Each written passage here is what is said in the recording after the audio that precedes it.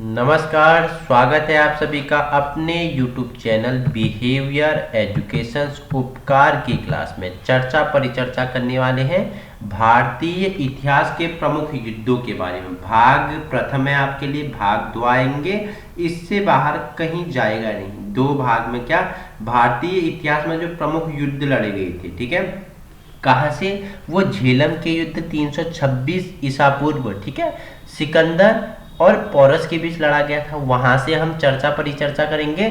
और 1999 में जो भारत व पाकिस्तान के बीच लड़ा गया युद्ध था, कौन सा? कारगिल का युद्ध, यहाँ तक चर्चा परिचर्चा करेंगे। बीच में जितने भी महत्वपूर्ण युद्ध हुए थे, क्या चाहे आपका पानीपत का प्रथम युद्ध हो, पानीपत का द्वितीय युद्ध हो, पानीपत का तृतीय युद्ध हो, हल्दी घाटी का युद्ध हो, चंदेरी का युद्ध हो, खानवा का हो, घाघरा का युद्ध हो, वहीं मैसूर के 4 युद्ध हुए थे। प्रथम मैसूर युद्ध, द्वितीय मैसूर युद्ध, तृतीय मैसूर युद्ध, चतुर्थ मैसूर युद्ध।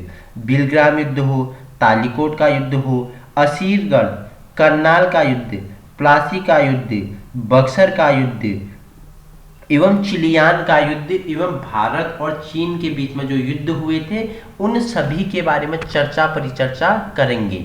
भाग 2 में इन सभी युद्धों को हम क्या करेंगे?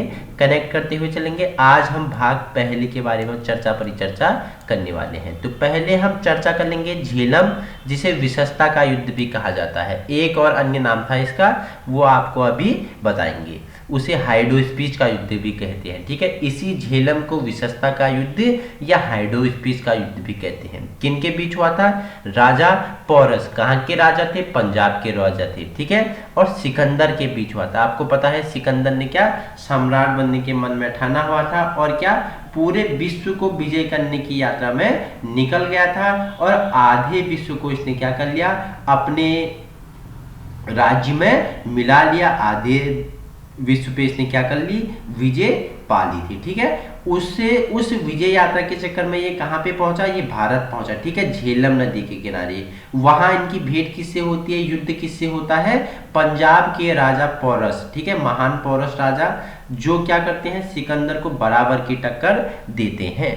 आपसे पूछ लिया जाए विशस्ता या झेलम का युद्ध कब और किसके बीच लड़ा गया, ठीक है, तो आपको बिल्कुल बता देना है 326 ईसा पूर्व पंजाब के राजा पोरस और सिकंदर के बीच लड़ा गया झेलम का युद्ध, जिसे क्या हाइडो स्पीच का युद्ध भी कहा जाता है। तो आइए थोड़ी आपका बेस बनाते हैं। झेलम विशस्ता का युद्ध झेलम नदी के किनारे सिकंदर और पंजाब के राजा पोरस के बीच हुआ था।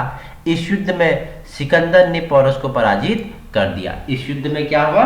सिकंदर ने पोरस को पराजित कर दिया, जिसका क्या कारण था कि सिकंदर के पास बहुत बड़ी सेना थी और पोरस के पास उतनी बड़ी सेना नहीं थी। लेकिन सिकंदर को पोरस द्वारा बहुत ही अधिक मात्रा में धूल चटाई गई, ठीक है। सिकंदर को मतलब ऐसा पहली बार एक योग्य राजा मिला जो सिकंदर के बराबर था, ठीक है। युद्ध रणनीतियों में क्या था?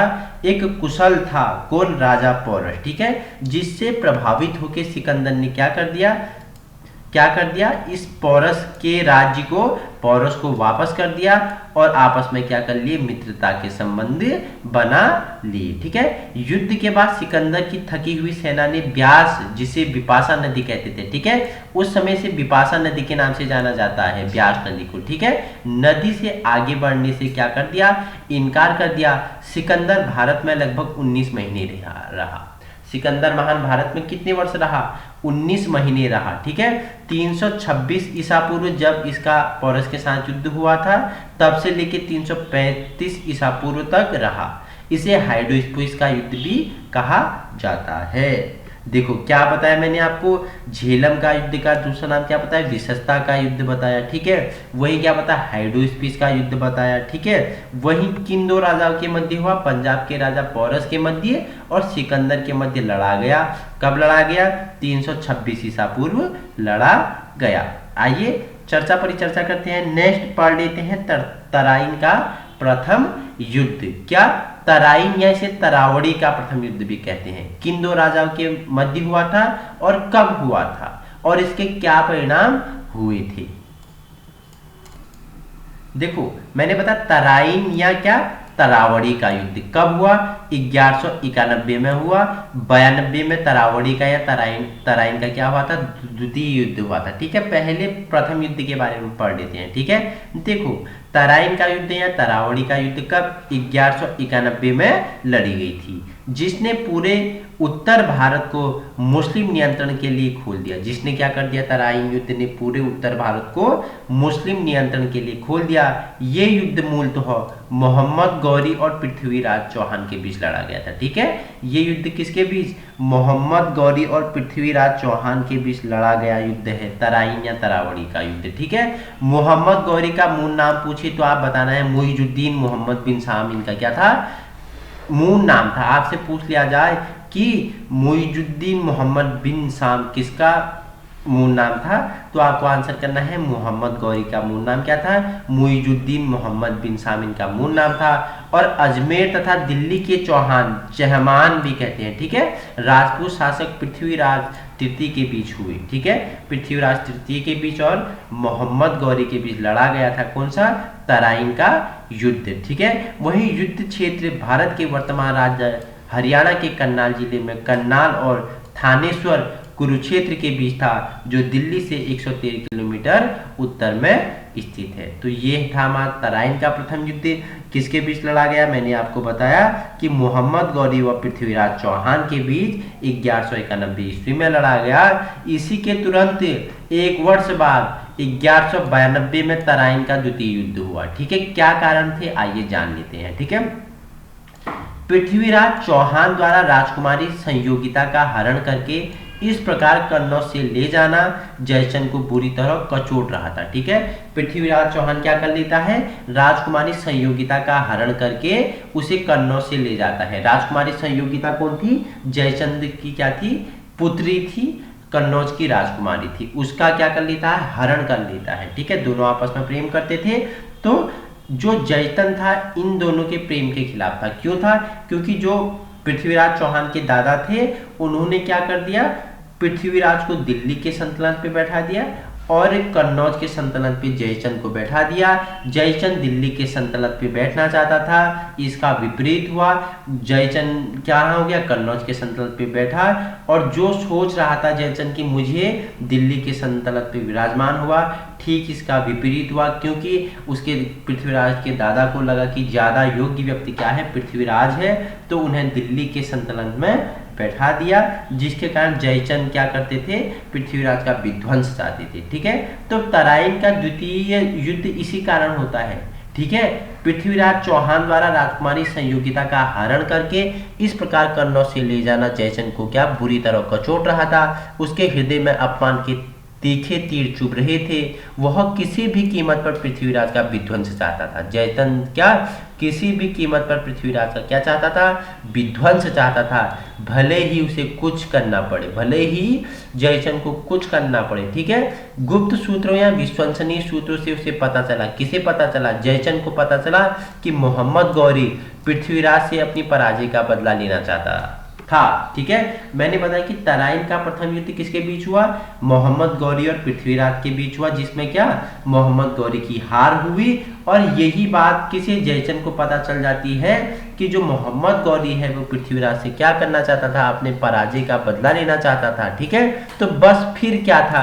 जयचंद को मानो अपने मन की मुराद मिल गई। जयचंद को अपनी क्या मन की मुराद मिल गई। उसने गौरी की सहायता से करके पृथ्वीराज को समाप्त करने का मन बनाया और जयचंद ने क्या गौरी की सहायता लेके पृथ्वीराज को समाप्त करने का मन बनाया। जयचंद अकेले पृथ्वीराज को युद्ध करने का साहस नहीं था। जयचंद में अकेले पृथ्वीराज के सामने युद्ध करने का क्या नहीं था? साहस नहीं था। इसलिए उसने क्या मोहम्मद गौरी का क्या लिया? सहायता ली। वहीं उसने सोचा इस तरह पृथ्वीराज भी समाप्त हो जाएगा और मोहम्मद गौरी उसे क्या पुरस्कार सहित दिल्ली का सल्तनत जयचंद को दे देगा। लेकिन इसका विपरीत हुआ। ठीक है, देखो अब आ जाता है आपका क्या चंदावर का युद्ध। ठीक है, देखो किसके बीच होता है? देखो अब चंदावर का युद्ध जयचंद को क्या भारी पड़ गया। ठीक है, चंदावर का युद्ध किसके साथ? मोहम्मद गौरी और कन्नौज के राजा जयचंद के बीच लड़ा गया। ठीक है, जहां पहले जयचंद ने मोहम्मद गौरी से सहायता ली, अब वही चंदावर का युद्ध किसके साथ हो जाता है? इन दोनों के बीच हो जाता है। किस किस के बीच? मोहम्मद गौरी और कन्नौज के राजा जयचंद के बीच हो जाता है, जिसमें जयचंद की क्या जयचंद क्या जाता है? हार जाता है। चंदावर का युद्ध में जयचंद की क्या हो जाती है? हार हो जाती है। और यही चंदावर के युद्ध में जयचंद की क्या हो जाती है? मृत्यु हो जाती है। चंदावर या चंदवार वर्तमान फिरोजाबाद का पूर्ववर्ती नगर था। फिरोजाबाद वर्तमान में उत्तर प्रदेश में फिरोजाबाद जिले का क्या है? मुख्यालय है, जो पहले इटावा जिले के अंतर्गत आता था। आगे चर्चा कर लेते हैं। गौरी ने पृथ्वीराज चौहान को हराने के पश्चात 1194 ईस्वी में भारत पर पुनः आक्रमण किया। ठीक है, गौरी ने पृथ्वीराज चौहान को धोखे से हराया था। ठीक है, उसके बाद 1194 ईस्वी में भारत पर उसने पुनः क्या कर दिया? आक्रमण कर दिया। पहले तो 1191 में तराइन का प्रथम युद्ध हुआ था, जिसमें गौरी पूरी तरह क्या हो गया? शिकस्त खा गया, हार के भाग गया था। ठीक है, इसे पृथ्वीराज चौहान ने माफ कर दिया और छोड़ दिया था। ठीक है, द्वितीय युद्ध में क्या होता है? गौरी और जयचंद मिलके क्या करते हैं? धोखे से पृथ्वीराज पे क्या कर देते हैं? वार कर देते हैं। लेकिन फिर क्या हो जाता है? उसके तुरंत बाद गौरी क्या हो जाता है? पलट जाता है, चंदावर का युद्ध हो जाता है। ठीक है, चंदावर का युद्ध हो जाता है, जिसमें मोहम्मद गौरी किसको? राजा जयचंद, कन्नौज के राजा को मार देता है। ठीक है, उसके बाद क्या होता है? 1194 में फिर गौरी क्या कर देता है? भारत पर आक्रमण कर देता है। ठीक है, उस आक्रमण में गौरी ने पृथ्वीराज के प्रबल प्रतिद्वंदी जयचंद राठौर को चंदावर में पराजित किया। ठीक है, देखो जो जयचंद राठौर था उसे क्या कर दिया? चंदावर में पराजित कर दिया। जयचंद कन्नौज का राजा था। चंदावर के युद्ध में जयचंद क्या हो गया? मारा गया था। ठीक है, तो ये था चंदावर का युद्ध। अब चर्चा कर लेते हैं आपके पानीपत का पहला युद्ध। ठीक है, किन के बीच लड़ा गया था इसके बारे में चर्चा करेंगे। कब लड़ा गया था? देखो, पानीपत का अगर प्रथम युद्ध की बात आए तो 1526 ईस्वी में लड़ा गया। बाबर और इब्राहिम लोदी के बीच लड़ा गया था। कौन सा युद्ध? पानीपत का पहला युद्ध। तो आइए आगे बढ़ते हैं। उत्तरी भारत में लड़ा गया था। पानीपत का जो पहला युद्ध था उत्तरी भारत में लड़ा गया था, और इसने इस इलाके में मुगल साम्राज्य की नींव रखी थी। और इसने इस इलाके में मुगल साम्राज्य की क्या रखी? नींव रखी। यह उन पहली लड़ाइयों में से एक था जिसमें बारूद, आग्नेयास्त्रों और मैदानी तोपखानों को लड़ाई में शामिल किया गया। देखो, यह पहला ऐसा युद्ध था जिसमें बारूद और तोपखानों का प्रयोग किया गया था। ठीक है, आपसे पूछ लिया जाए कि वह कौन सा युद्ध लड़ा गया बाबर द्वारा जिसमें पहली बार बारूद और तोपखानों का प्रयोग किया गया, तो यही पानीपत का युद्ध कब लड़ा गया? 1526 ईसा पूर्व लड़ा गया, जिसमें पहली बार बाबर द्वारा क्या? बारूद और तोपखानों का क्या किया गया? प्रयोग किया गया। 1526 में काबुल के तैमूरी शासक जाहिर-उद-दीन मोहम्मद बाबर की सेना ने दिल्ली के सुल्तान इब्राहिम लोदी की एक ज्यादा बड़ी सेना को युद्ध में परास्त कर दिया। ठीक है, इब्राहिम लोदी इस युद्ध में क्या हो गया? परास्त हो गया। बाबर की क्या हुई? सफल जीत हुई। आगे चर्चा करते हैं। युद्ध को 21 अप्रैल को पानीपत नामक एक छोटे से गांव के निकट लड़ा गया, जो वर्तमान भारतीय राज्य हरियाणा में स्थित है। ठीक है, पानीपत नाम सुनते ही, हरियाणा नाम सुनते ही आपको याद आना चाहिए कि बेटी बचाओ बेटी पढ़ाओ अभियान कहाँ से प्रारंभ हुआ था। आप मुझे कमेंट करेंगे, और किसके द्वारा, किस तिथि को प्रारंभ किया गया था। ठीक है, वहीं आगे चर्चा कर लेते हैं। पानीपत वो स्थान है जहां 12वीं शताब्दी के बाद से उत्तर भारत के नियंत्रण को लेकर कई निर्णायक लड़ाइयां लड़ी गई। इस युद्ध में बाबर ने तुलुगमा पद्धति का प्रयोग किया। ठीक है, पानीपत के प्रथम युद्ध में क्या?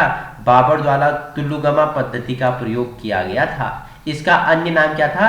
उच्चतर युद्ध कौशल था। देखो, तुलुगमा पद्धति का प्रयोग किस युद्ध में किया गया बाबर द्वारा? इसी पानीपत के प्रथम युद्ध में किया गया, जिसका अन्य नाम क्या था? उच्चतर युद्ध कौशल था। ठीक है, और प्रथम बार बारूद तोपखाने का प्रयोग भी किस में? पानीपत के प्रथम युद्ध में किया गया, बाबर द्वारा।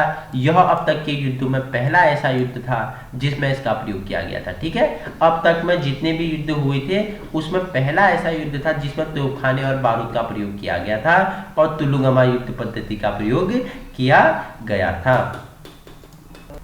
आगे चर्चा कर लेते हैं। बाबर के द्वारा इस युद्ध में उस्मानी विधि, तोप सजाने की विधि का प्रयोग किया गया। ठीक है, बाबर ने इसी युद्ध में क्या उस्मानी विधि, तोप सजाने की विधि का भी प्रयोग किया था। इसने तुर्कों से सीखी थी। बाबर ने ये विधि किससे? तुर्कों से सीखी थी। पानीपत के इस युद्ध में इब्राहिम लोदी युद्ध में भूमि में मारा गया। देखो, अगर बाबर ने इतने तरीके अपनाए, ठीक है, बारूद का प्रयोग किया, तोपखाने का प्रयोग किया, ठीक है, वहीं तुलुगमा युद्ध पद्धति का प्रयोग किया, ठीक है, तो इसमें क्या हो गया? इब्राहिम लोदी हार गया। इसकी क्या होगी? निर्णायक क्या हुई? हार हुई। और भूमि में क्या? इब्राहिम लोदी मारा गया। इस तरह बाबर क्या होता है? पानीपत के प्रथम युद्ध में विजय होता है। उसके बाद आता है हमारा खानवा का युद्ध। ठीक है, कब लड़ा गया? बताओ मुझे खानवा का युद्ध। तो खानवा की युद्ध की बात करें तो 16 मार्च 1527 को आगरा से 35 किलोमीटर दूर खानवा में बाबर एवं मेवाड़ के राणा सांगा के मध्य लड़ा गया था। ठीक है, किसके बारे में चर्चा कर रहे हैं? खानवा का युद्ध। ठीक है, 16 मार्च 1527 को आगरा से 35 किलोमीटर दूर खानवा गांव के बाबर एवं मेवाड़ के राणा सांगा के मध्य लड़ा गया था। ठीक है, खानवा का युद्ध कब हुआ? 16 मार्च 1527 को हुआ। ठीक है, किसके बीच में हुआ? तो मैंने आपको बताया बाबर व किसके बीच? राणा सांगा के बीच लड़ा गया था। ठीक है, पानीपत के युद्ध के बाद बाबर द्वारा लड़ा गया यह दूसरा युद्ध था। ठीक है, पानीपत का युद्ध तो मैं तो बताया कि 1526 में बाबर के द्वारा लड़ा गया। किसके द्वारा?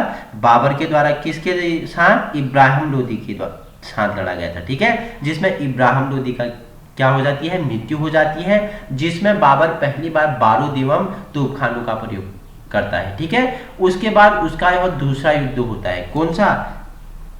यही खानवा का युद्ध बाबर का दूसरा युद्ध होता है। ठीक है, किसके साथ लड़ता है ये? मेवाड़ के राजा थे राणा सांगा, उनके बीच होता है। ठीक है, बाबर एवं मेवाड़ के राजा राणा सांगा के बीच होता है खानवा का युद्ध। ठीक है, जिसमें मुगल क्या होते हैं? विजय होते हैं। ठीक है, वही बाबर और सांगा की पहली मुठभेड़ बयान और दूसरी उसके पास खानवा नामक स्थान पर हुई। राजपूतों ने वीरतापूर्वक युद्ध किया, लेकिन अंत में सांगा की हार हुई और बाबर की क्या हुई? विजय हुई। ठीक है, खानवा का युद्ध 1527 में लड़ा गया। बाबर और राणा सांगा के बीच लड़ा गया, जिसमें बाबर की विजय हुई और राणा सांगा की क्या हुई? हार हुई। ठीक है, खानवा युद्ध के क्या कारण थे? आइए जान लेते हैं। राज्य स्थापित करना। राणा सांगा अफगानों की सत्ता को समाप्त कर अपना राज्य स्थापित करना चाहते थे, जिसके कारण खानवा युद्ध लड़ा गया। राणा सांगा का मानना था कि बाबर एशियाई लुटेरों की तरह ही लूटपाट करके दिल्ली पर अपना कब्जा जमाना चाहता है, जिसके लिए राणा सांगा को खानवा का युद्ध करना पड़ा। ठीक है, तो ये था आपका खानवा का युद्ध। अब चर्चा कर लेते हैं चंदेरी का युद्ध। ठीक है, देखो कब लड़ा गया? 29 जनवरी 1528 ईस्वी को मुगलों तथा राजपूतों के मध्य लड़ा गया था। खानवा युद्ध के पश्चात राजपूतों की शक्ति पूरी तरह नष्ट हो गई नहीं हुई थी, इसलिए बाबर ने चंदेरी का युद्ध शेष राजपूतों के खिलाफ लड़ा। इस युद्ध में राजपूतों की सेना का नेतृत्व मेदिनी राय खंगार ने किया था। इस युद्ध में मेदिनी राय खंगार की पराजय हुई और युद्ध में वीरगति पाई। महिलाओं ने जौहर को स्वीकार करते हुए सामूहिक आत्मदाह कर लिया था। तो ये था चंदेरी का युद्ध। देखो, चंदेरी के युद्ध में भी क्या राजपूतों का क्या हो जाता है? पराजय हो जाती है। इसमें भी कौन जीत जाता है हमारा? बताओ। जो चंदेरी का युद्ध था इसमें भी क्या बाबर जीत जाता है और मेदिनी राय जो राजपूतों का नेतृत्व कर रहा था उसकी क्या हो जाती है? हार हो जाती है। चंदेरी का युद्ध 29 जनवरी 1528 ईस्वी को मुगलों तथा राजपूतों के मध्य हुआ था। आपको मैंने बता ही दिया था। ठीक है, जिसका राजपूतों का नेतृत्व किसने किया था? मेदिनी राय ने किया था, जिसकी क्या हुई? पराजय हुई थी। ठीक है, इसका प्राचीन नाम क्या था? चंद्रगिरी था। किसका प्राचीन नाम? चंदेरी का प्राचीन नाम क्या था? चंद्रगिरी था। चंदेरी महाभारत काल में श्री कृष्ण की प्रतिद्वंदी शिशुपाल की राजधानी थी। चंदेरी महाभारत काल में श्री कृष्ण के प्रतिद्वंदी, आपने देखा ना कि जब महाभारत आपने देखा होगा तो उसमें आपको पता है कि जो श्री कृष्ण था उनके प्रतिद्वंदी कौन थे? शिशुपाल थी। उसकी राजधानी थी हमारी चंदेरी। ठीक है, आगे चर्चा कर लेते हैं। चंदेरी का युद्ध 1528 में मुगल शासक बाबर और चंदेरी के राजा मेदिनी राय के बीच हुआ था, वो मैंने आपको बता दिया, जिसमें मेदिनी जो हमारे क्या थे, मेदिनी राय थे, राजपूतों का जो नेतृत्व कर रहे थे, उनकी हार हुई और बाबर की इसमें क्या हुई, जीत हुई। ठीक है, अब चर्चा पर चर्चा कर लेते हैं। नेक्स्ट क्या है हमारा, चौसा का युद्ध है। ठीक है, सभी जितने भी युद्ध हैं सभी आपके लिए महत्वपूर्ण होने वाले हैं। ठीक है, भारत में मुगल सम्राट हुमायूं और सूरी साम्राज्य के संस्थापक शेरशाह सूरी के बीच हुआ था हमारा चौसा का युद्ध। ठीक है, भारत में मुगल सम्राट कौन थे, हुमायूं थे। ठीक है, आपसे पूछ लिया कि सूरी साम्राज्य के संस्थापक कौन थे, तो शेरशाह सूरी थे। इन दोनों के बीच लड़ा गया वो चौसा का युद्ध था। ठीक है, किसके बीच चौसा का युद्ध हुआ, तो आपको याद रखना है चौसा का युद्ध कब हुआ, 1529 में हुआ। किन दो राजाओं के मध्य हुआ, मुगल सम्राट हुमायूं और सूरी वंश के संस्थापक शेरशाह सूरी के बीच हुआ था। ठीक है, जिसमें किसकी हार हुई, मुगल सम्राट हुमायूं की क्या होगी, हार होगी, और सूरी वंश के संस्थापक शेरशाह सूरी इस युद्ध में क्या हुए, विजय हुई। ठीक है, वहीं 1529 को आधुनिक बिहार राज्य के बक्सर जिले में स्थित चौसा गांव में के पास लड़ा गया यह चौसा युद्ध। ठीक है, इसमें शेरशाह सूरी की विजय हुई और हुमायूं अपनी जान बचाने के लिए रणभूमि से भाग गया था। ठीक है, नोट एक एक्स्ट्रा पॉइंट याद रखना, शेरशाह ने हुमायूं को 2 युद्धों में हराया था, एक चौसा का युद्ध, एक कन्नौज के युद्ध में। ठीक है, आइए आगे चर्चा कर लेते हैं। नेक्स्ट है आपका घाघरा का युद्ध, इसके बारे में चर्चा कर लेते हैं। ठीक है, तो घाघरा का युद्ध कब, 1539 में हुआ, किसके बीच, बाबर व अफगान के बीच लड़ा गया था। ठीक है, बाबर व अफगान के बीच लड़ा गया था घाघरा का युद्ध, कब, 1539 में। आइए चर्चा कर लेते हैं। अफगानों ने इब्राहिम लोदी के भाई मोहम्मद लोदी के नेतृत्व में बिहार पर अधिकार कर लिया था। क्या बोल रहा है, अब अफगानों ने इब्राहिम लोदी के भाई मोहम्मद लोदी के नेतृत्व पर बिहार पर क्या कर लिया, अधिकार कर लिया, और बाबर के लिए एकमात्र विरोधी रह गया। बाबर के लिए क्या, एकमात्र विरोधी रह गया। बाबर ने 6 मई 1539 को बंगाल एवं बिहार की संयुक्त सेना को घाघरा के युद्ध में कुचल डाला। ठीक है, ये 1529 नहीं 39 है। ठीक है, घाघरा का युद्ध कब हुआ था, 1539 में हुआ था।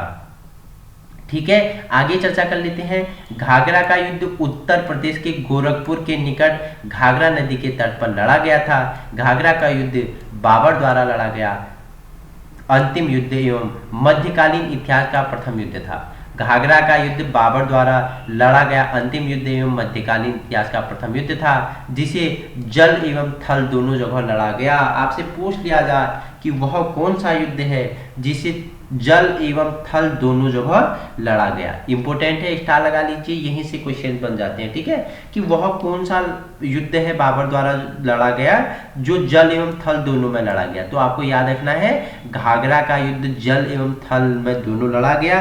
किन किन के बीच हुआ था घाघरा का युद्ध, तो आपको बताना है बाबर व अफगान के बीच हुआ था। इस युद्ध के लगभग 1.5 वर्ष बाद ही बीमारी के कारण 26 दिसंबर 1500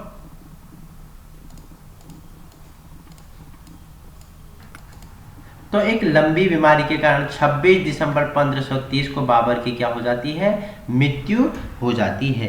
देखो बाबर द्वारा एक पुस्तक लिखी गई थी, उसका नाम बता दीजिए मुझे, क्या थी, बाबर द्वारा एक पुस्तक लिखी गई, उसका नाम था बाबरनामा था। ठीक है, और हुमायूं नामा किसके द्वारा लिखी गई, गुलबदन बेगम द्वारा हुमायूं नामा लिखी गई थी। तो आइए आगे चर्चा कर लेते हैं। नेक्स्ट है आपका बिलग्राम का युद्ध। ठीक है, कब और किसके बीच लड़ा गया बिलग्राम का युद्ध, तो बिलग्राम का युद्ध किसके बीच लड़ा गया था, तो बिलग्राम का युद्ध आपको बताना है किसके बीच, 1540 में शेरशाह सूरी व हुमायूं के बीच लड़ा गया था बिलग्राम का युद्ध। ठीक है, आइए चर्चा कर लेते हैं। बिलग्राम का युद्ध मुगल बादशाह हुमायूं और सूरशाह साम्राज्य के संस्थापक शेरशाह सूरी के मध्य हुआ था। यह युद्ध वर्ष कब हुआ था बताइए, 1540 ईस्वी में लड़ा गया था। इस युद्ध के परिणामस्वरूप हुमायूं शेरशाह सूरी द्वारा पराजित हुआ। देखो इस युद्ध में क्या हुआ, परिणामस्वरूप हुमायूं शेरशाह सूरी द्वारा क्या हुआ, पराजित हुआ। बिलग्राम का युद्ध जीतने के बाद शेरशाह ने हुमायूं को भारत छोड़ने के लिए विवश कर दिया।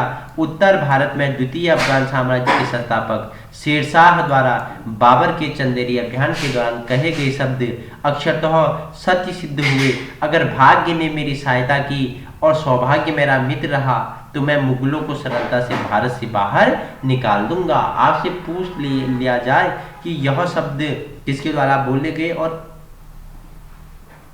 कब कौन से युद्ध में कहे गए। ठीक है, आपसे पूछ ले कि अगर भाग्य ने मेरी सहायता की और सौभाग्य मेरा मित्र रहा तो मैं मुगलों को सरलता से भारत से बाहर निकाल दूंगा। तो आपको याद रखना है किस युद्ध में, बिलग्राम के युद्ध में कहा गया। नेक्स्ट है आपका, देखो पॉइंट है कन्नौज की लड़ाई 17 मई 1540 को शेरशाह सूरी और हुमायूं के बीच कन्नौज उत्तर प्रदेश भारत में हुई थी।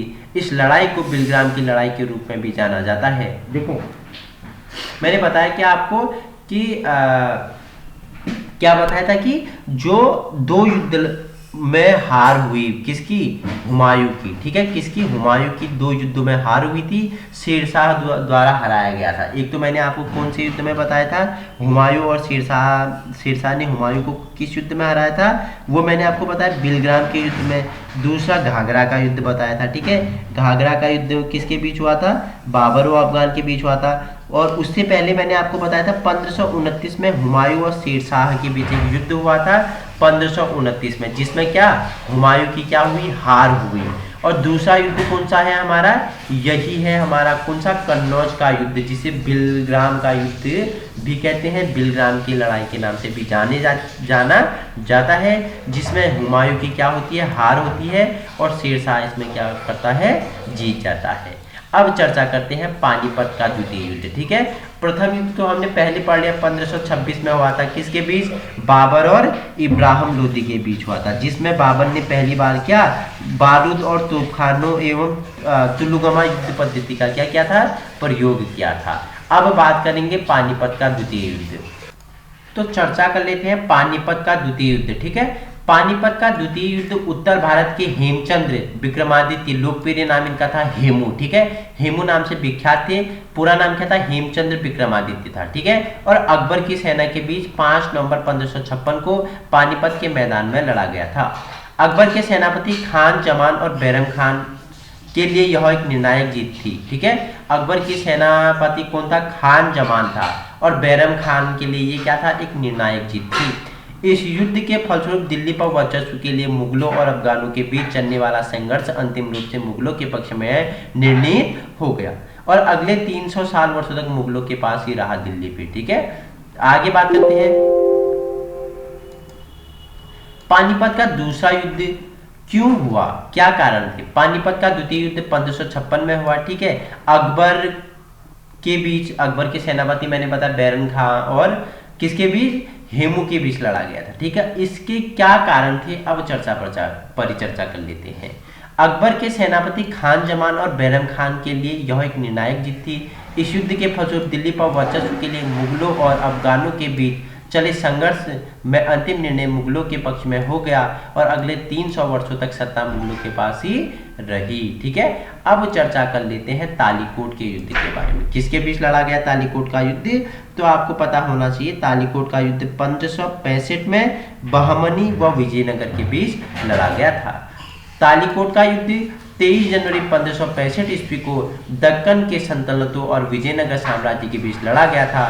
विजयनगर साम्राज्य की यह लड़ाई राक्षस तांगड़ी नामक गांव के नजदीक लड़ी गई थी। ठीक है, कहाँ लड़ी गई यह लड़ाई, विजयनगर साम्राज्य की यह लड़ाई राक्षस तांगड़ी नामक गांव के नजदीक लड़ी गई थी। इस युद्ध में विजयनगर साम्राज्य को हार का सामना करना पड़ा।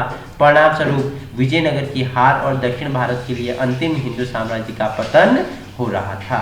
23 जनवरी 1565 ईस्वी को लड़ा गया था यह। ठीक है, अब अभी आधुनिक कर्नाटक में है। तालीकोट की लड़ाई के समय सदाशिव राय विजयनगर साम्राज्य का शासक था, लेकिन वह एक कठपुतली शासक था। वास्तविक शक्ति उसके मंत्री की राम राय के पास हुआ करती थी।